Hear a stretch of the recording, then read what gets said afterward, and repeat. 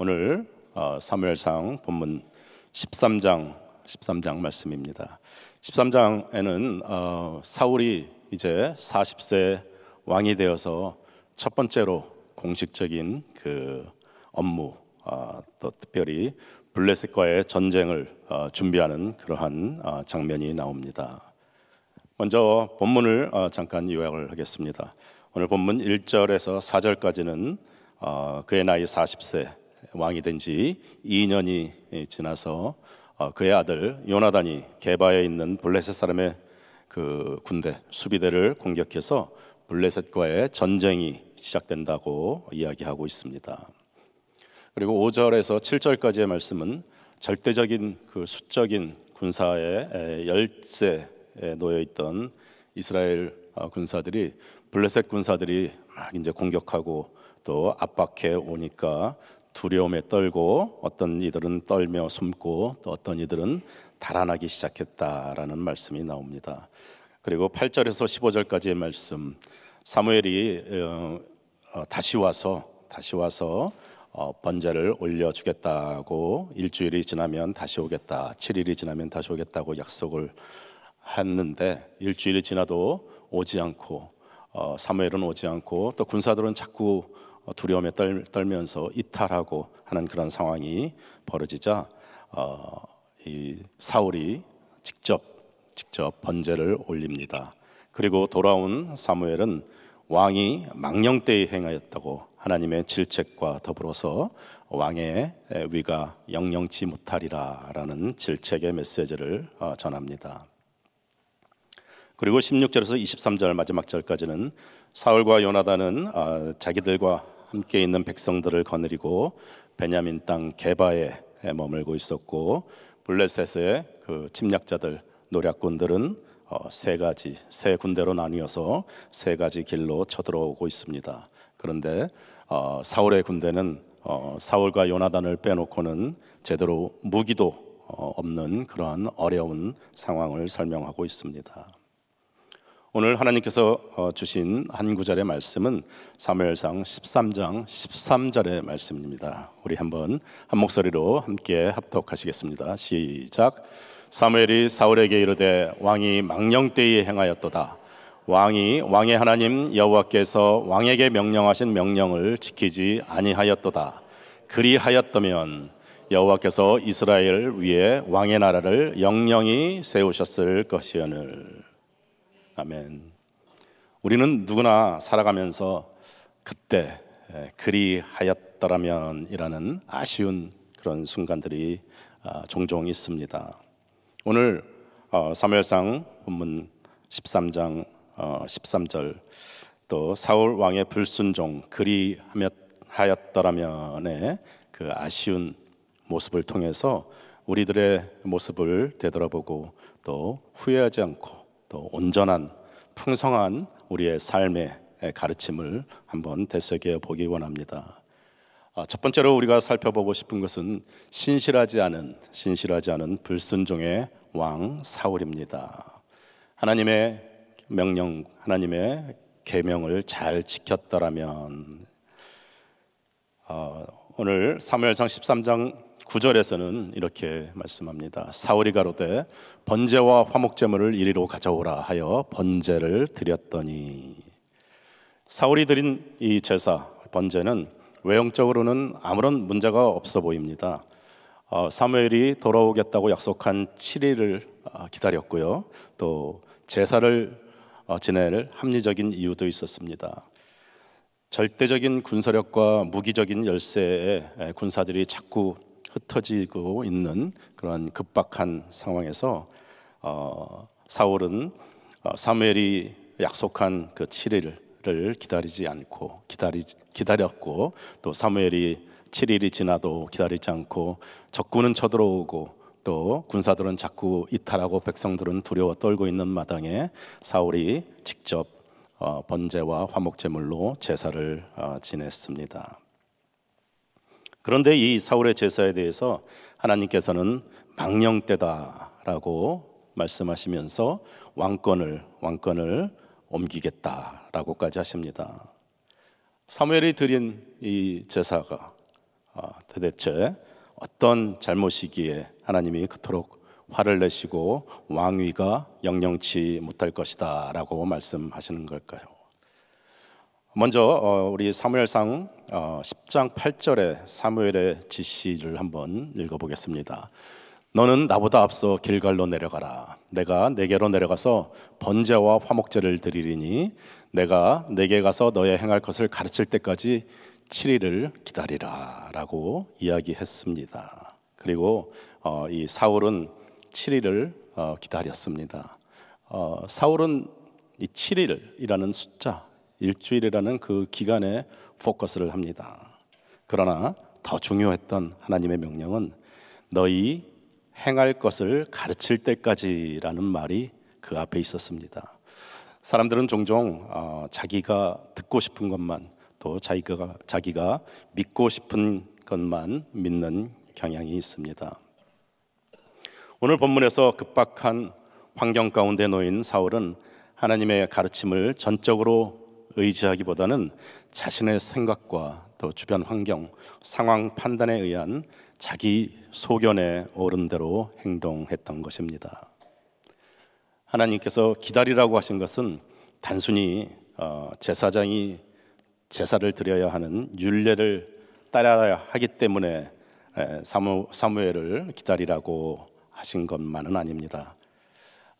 기다리라고 말씀하신 하나님의 의도는 하나님의 대리 통치인으로서 어떻게 왕으로서의 역할, 즉 하나님의 다스림을 백성들에게 전해야 할지를 가르치고자 하는 것이었습니다.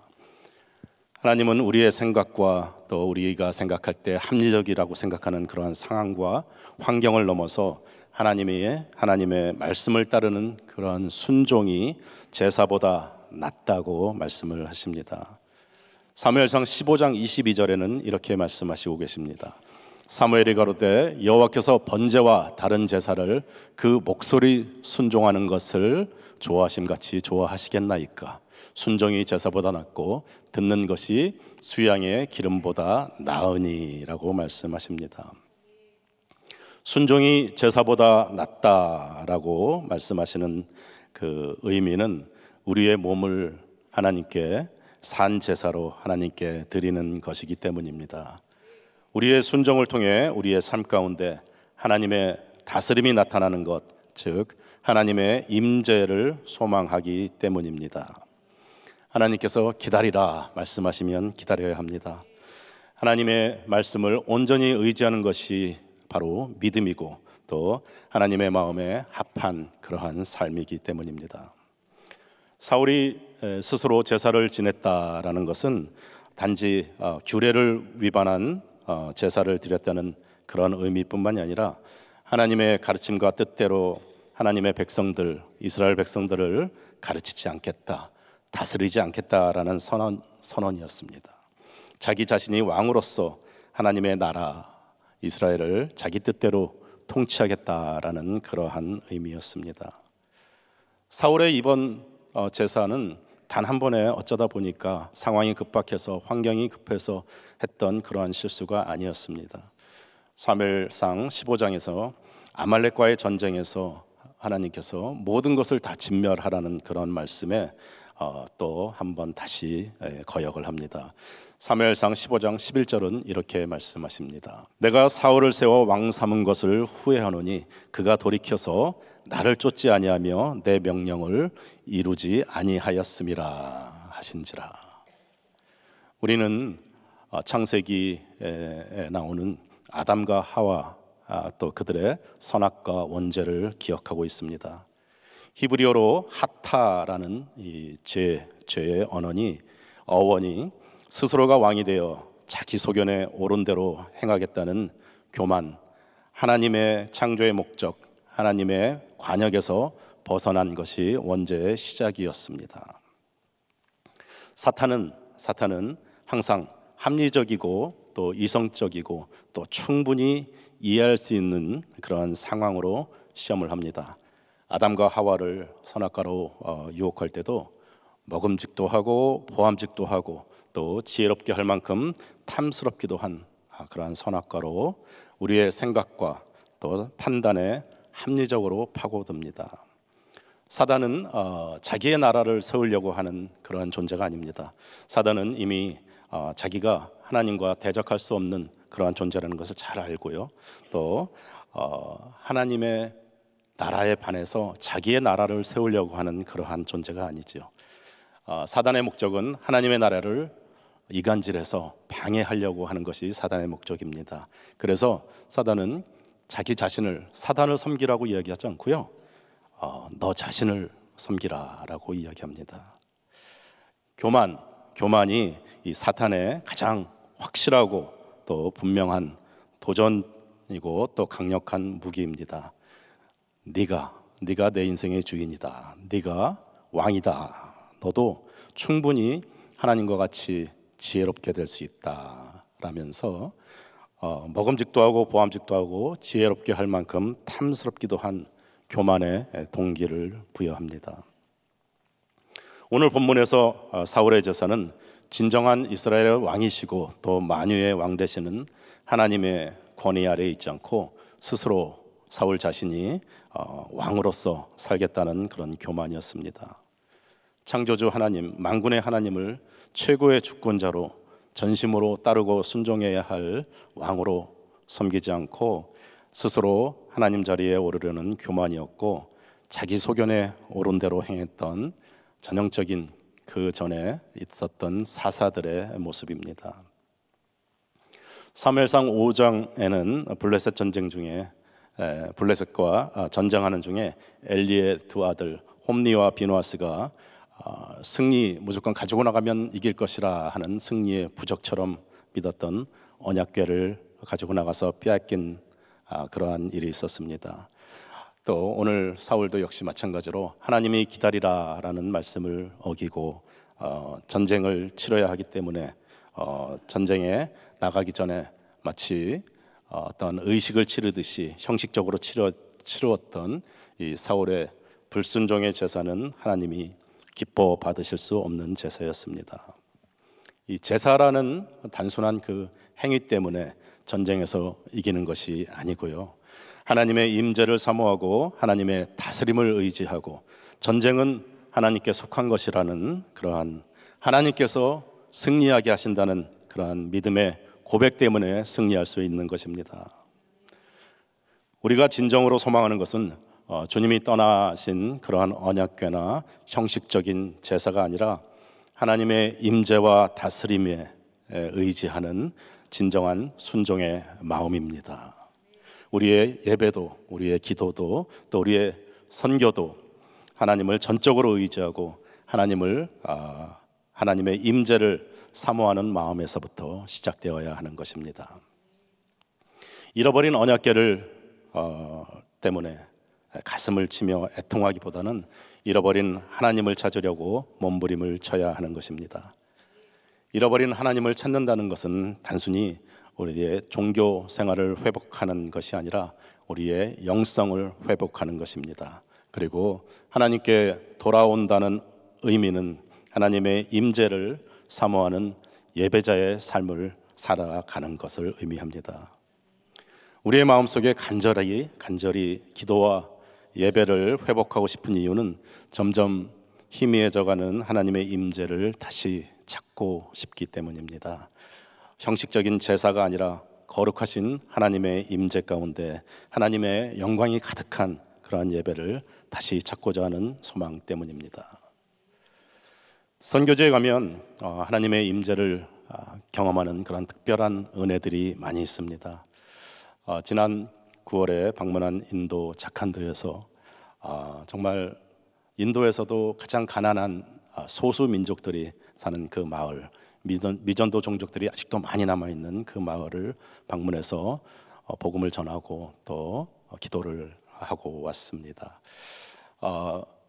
정말 너무 가난해서 신발도 안 신고 다니더라고요. 또 다 헤어진 옷에 정말 하루 한 끼도 제대로 못 먹는 그러한 분들, 저희가 그 가가호 집을 방문하면서 또 이렇게 기도도 하면서 부엌도 들어가 보고 창고도 들어가 봤어.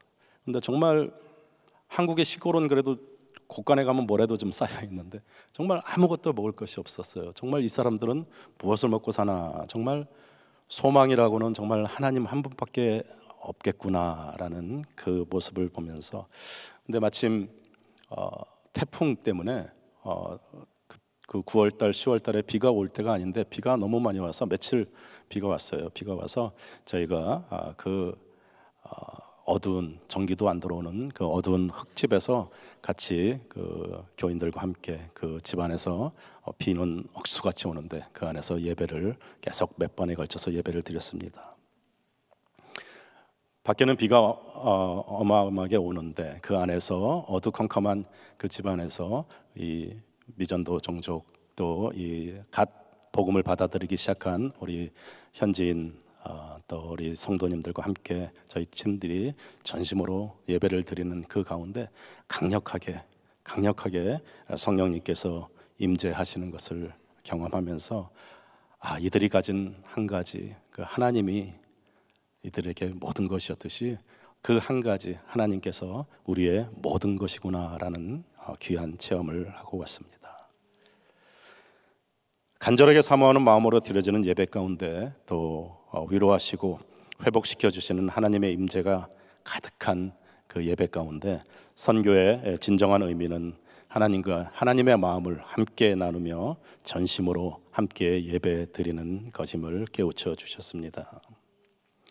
하나님에게만 사용되는 단어인 인애라는 말의 헤세드는 하나님이 하나님의 백성들에 대한 언약에 기초한 사랑과 긍휼을 의미합니다. 호세아서 6장 6절에 나타난 하나님은 그의 백성들을 끝까지 기다리시고 사랑하시는 인애의 하나님이십니다. 호세아서 6장 6절은 이렇게 이야기하고 있죠. 나는 인애를 원하고 제사를 원치 아니하며 번제보다 하나님을 아는 것을 원하노라. 인애라는 것은 하나님을 아는 것을 의미합니다. 하나님은 제사보다 번제보다 하나님을 원하신다고 말씀하시고 계십니다. 헤세드, 인애는 하나님을 아는 것이고 또 하나님의 뜻을 온전히 알고 삶으로 살아가는 것을 의미합니다. 사무엘은 계속해서 사울에게 제사보다 순종, 즉 인애하신 하나님을 아는 것이 중요하다고 강조합니다.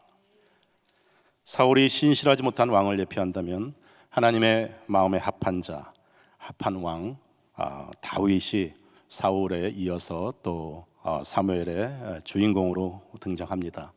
하지만 다윗도 수없이 넘어지고 하나님 앞에서 연약한 죄성을 가진 인간으로서의 모습을 곳곳에서 우리는 볼 수가 있습니다.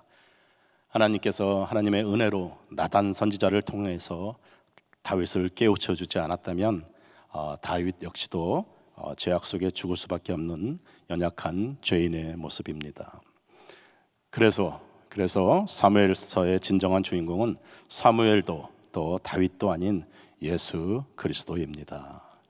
사무엘서는 다윗의 영웅감을 이야기하는 게 목적이 아닙니다. 다윗이 얼마나 위대한 사람이고 또 강한 믿음으로 골리앗을 물리치고 우리가 본받아야 할 믿음의 대상인가를 강조하고 있는 것이 아니라 정말 시골 산골의 양치기 소년 다윗을 기름 부어서 세우시고 또 하나님의 마음에 합한 자, 위대한 이스라엘의 왕으로 만들어 가시는 하나님의 신실하신 은혜의 이야기입니다. 신실하신 하나님, 언약을 반드시 지키시는 인애하신 하나님께서 어떻게 예수 그리스도를 통해서 우리에게 구원의 역사를 이루셨는가를 선포하고 계신 것입니다. 그래서 사무엘서를 관통하는 메시지는 하나님의 신실하심과 하나님의 마음을 잘 아시는 예수 그리스도의 순종입니다. 사무엘서를 통해서 하나님 나라의 백성을 향한 참된 진정한 만군의 왕 하나님의 사랑이 우리를 구원하신 예수 그리스도의 십자가로 어떻게 나타나는 것을 깨달아야 하겠습니다. 그래서 두 번째는 신실하신 순종의 왕 예수 그리스도를 살펴보기 원합니다. 하나님의 아들로 이 땅에 보내심을 받은 예수님께서는 십자가를 지지 않아도 될 많은 합리적인 이유가 있었습니다.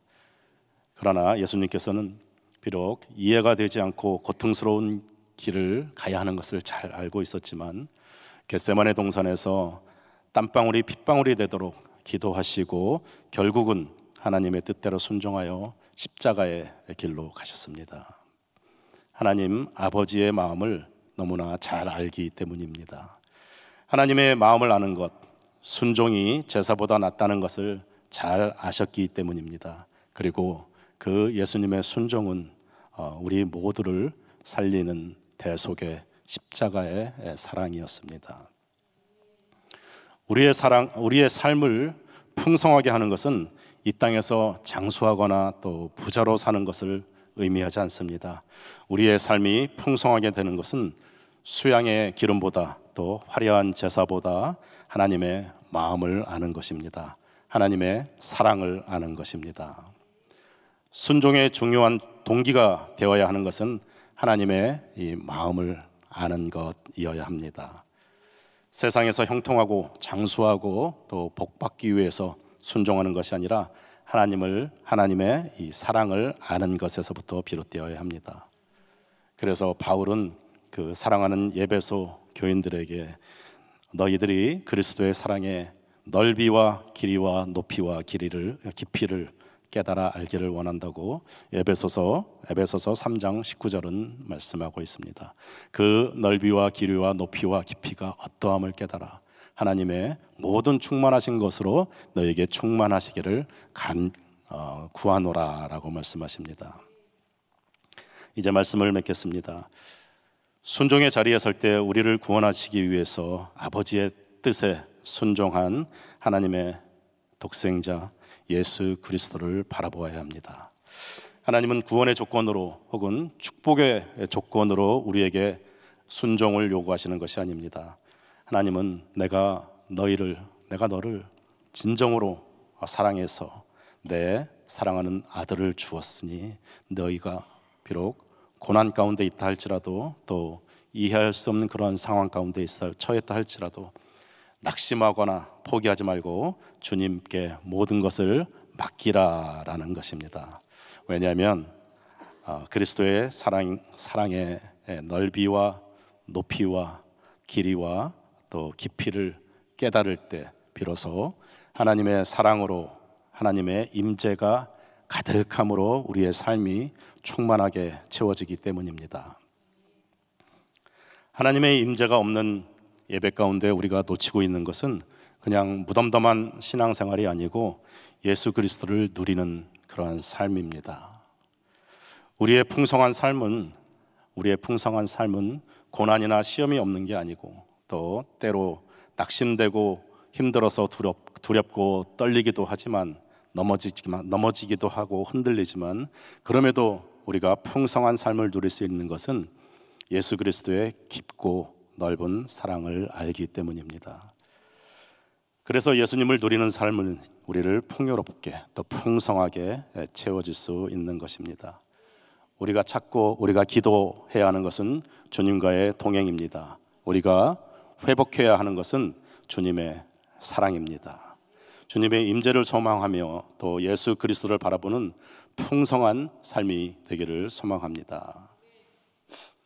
우리 귀한 성도님들의 삶이 그리하였다면 하는 하나님의 말씀을 듣고 또 계명을 지키고 하나님의 마음을 알았더라면 하는 그런 사울의 후회하는 그런 삶이 아닌 하나님의 말씀에 순종하면서 하나님 나라의 백성으로서 하나님의 소중한 자녀로서 당당하게 나도 하나님을 사랑합니다 라고 선포하며 고백할 수 있는 것은 우리를 사랑하셔서 십자가의 그 물과 피를 다 흘리신 우리의 영원한 왕 예수님을 의지하기 때문입니다. 주님께 순종함으로 주님의 마음을 알고 온전히 주님의 왕되심을 인정하고 마음을 다해서 주님을 사랑하고 주님의 임재를 누리는 풍성한 삶, 하나님의 자녀된 기쁨으로 오늘을 살아가는 기쁨이 충만한 풍성한 삶들이 다 되시기를 예수님의 이름으로 축원합니다. 기도하시겠습니다.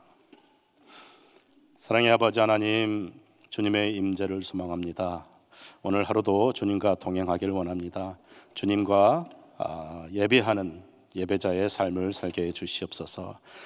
주님, 오늘 하루도 귀한 주님의 임재를 사모하며 주님과 동행하는 귀한 하루, 풍성하게 주님이 주신 사랑으로 차고 넘치는 귀한 삶이 다 될 수 있도록 축복하여 주시옵소서. 감사하며 예수님 이름으로 기도하옵나이다. 아멘.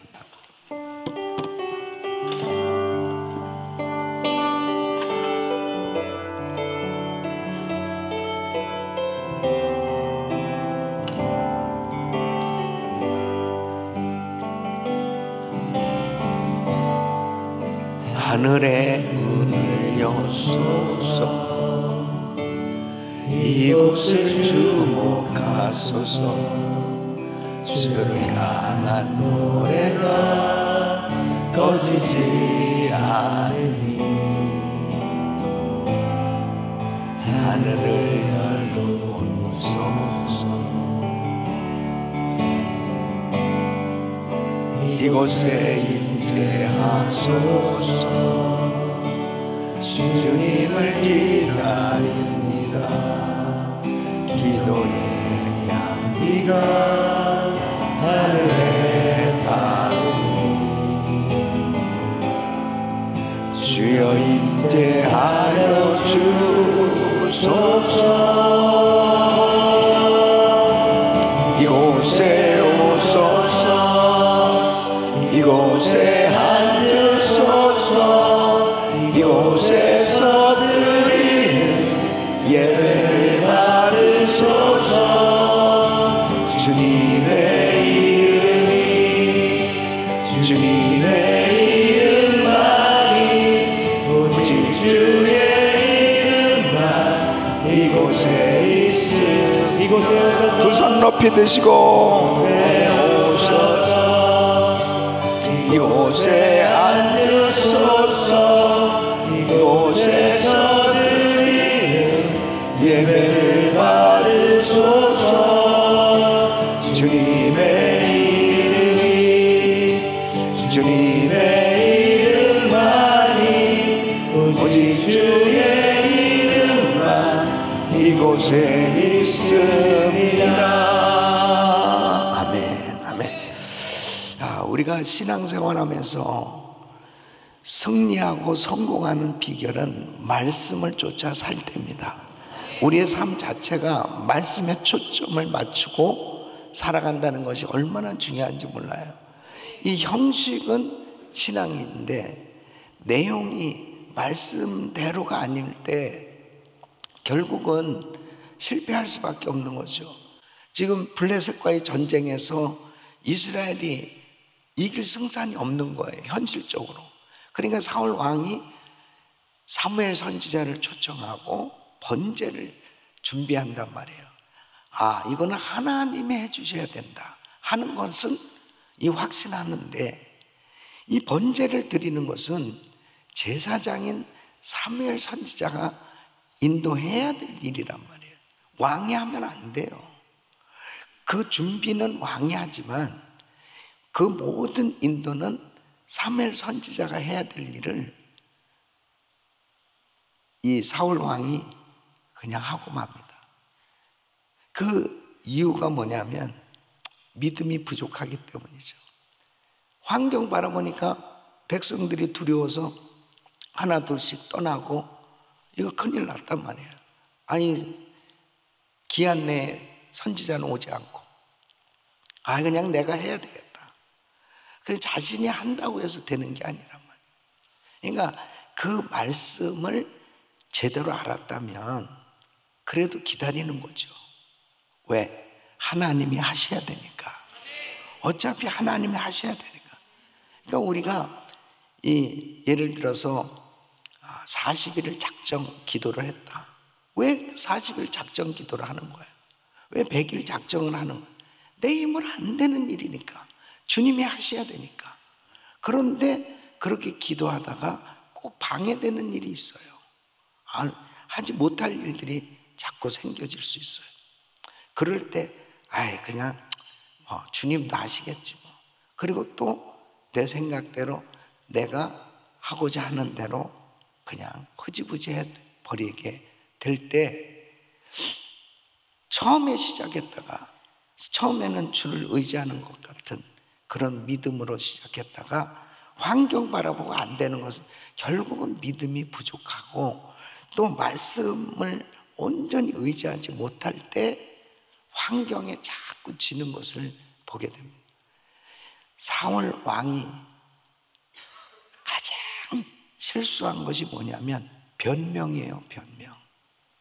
사무엘 선지자가 왜 이랬냐고 왕한테 물어보니까 제가 정말 끝까지 기다렸어야 되는데 참 실수했습니다 하고 회개를 해야 되는데 변명을 늘어놓고 있는 거예요. 아니 지금 백성들 다 이렇게 흩어지고 선지자님은 기한 내 오시지도 않고 이거 뭐 그러니까 내가 한 거죠.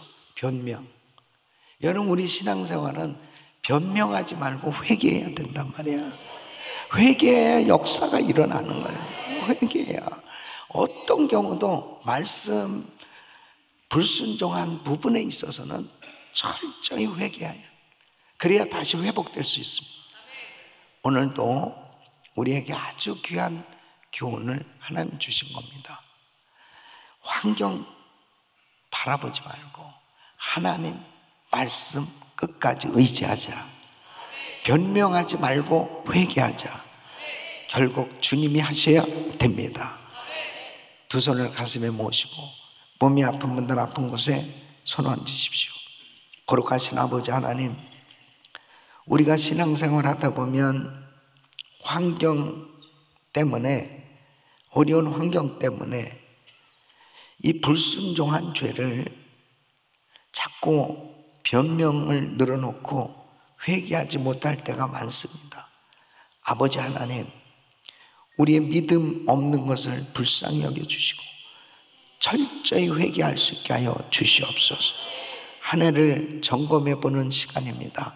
아버지 하나님, 12월 한 달이 더더욱 우리 신앙을 다시 한번 점검해 보고 하나님 보시기에 합당치 못한 불순종한 죄는 철저히 회개할 수 있도록 도와주셔서 변명하지 말고 하나님 뜻대로 하지 못했던 것들 다 회개하며 하나님께서 부으시는 은혜로 새로운 시작이 있게 하여 주시옵시고 하나님의 놀라운 회복의 은혜를 경험하게 하여 주시옵시고 하나님께서 부으시는 은혜로 아버지 하나님 앞에 더 영적으로 성장할 수 있는 축복의 기회가 되게 하여 주시옵소서. 역사하여 주시옵소서. 은혜를 베풀어 주시옵소서.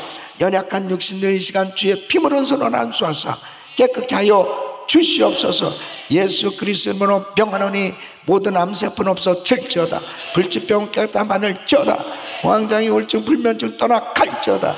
예수 이름으로 깨끗한 하늘 찌어다. 주여 역사하여 주셔서 우리 대한민국을 불쌍히 여겨주시고 아버지 하나님, 교회들마다 나라를 위해서 지도자를 위해서 기도하지 못한 걸 다 회개하게 하여 주시고 아버지 하나님, 정쟁을 일삼는 모든 정치 지도자들 회개의 영을 부어주셔서 나라가 바로 세워지게 하여 주시옵소서. 주여 도와주시옵소서. 주여 살려주시옵소서. 주여 정신을 차리고 정말 회개하게 하여 주셔서 대통령부터 회개하게 하여 주시고 정신 좀 제발 차리고 아버지 하나님, 정말 주님 뜻대로 하나님이 주신 그 좋은 기회를 너무나 놓쳐버리고 있는 안타까운 시점입니다. 아버지 하나님, 살려 주시옵소서.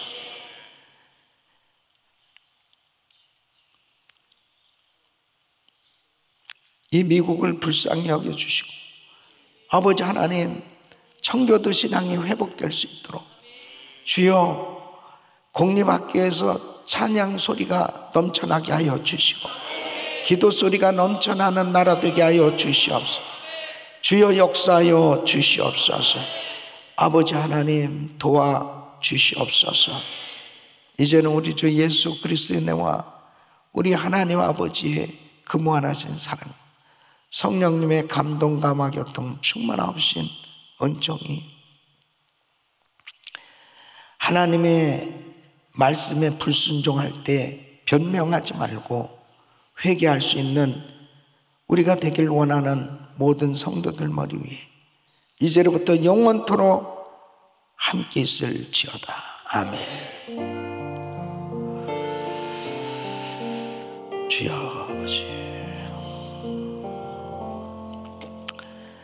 이제 기도하실 자리 잡으시고 그리스도인 기도 제목 가지고 기도하시는데, 우리 GMI 은혜교회가 이번 주일날 입당을 하게 되었습니다. 하나님께서 이 시기에 또 GMI 은혜교회를 세워주신 뜻도 이유가 있다고 생각합니다. 그래서 위에서 정말 선교적 모델교회로 또 나라를 위해서 기도하는 구국재단이 되어질 수 있도록 이 GMI 교회가 쓰임받기를 원합니다. 부서는 이 그룹 1 위에서 기도해 주세요. 그룹장, 또 가정교회 목자, 그래서 김홍원 목사님, 신기혁 집사님, 그리고 그룹 1 성도님들 위해서 기도해 주시고, 또 한 분의 선교사님 가정은 고은희 선교사님입니다. 위해서 기도해 주시고, 전쟁 가운데 있는 나라들 하루속히 이 전쟁이 종식될 수 있도록 또 우리 GMI 선교사님들 위해서 기도해 주시길 바랍니다. 우리 주여 부르짖고 기도합니다. 주여, 주여, 주여.